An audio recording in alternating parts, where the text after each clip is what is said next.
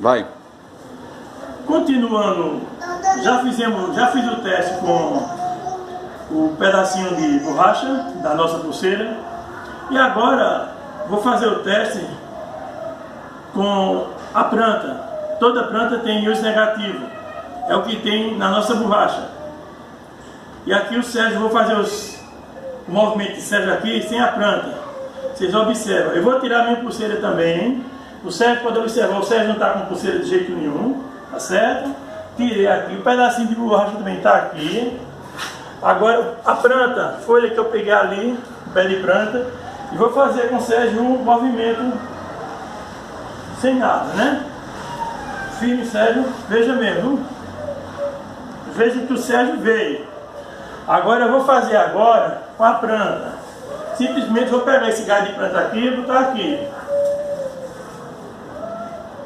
Junto mais perto, por favor, Sérgio.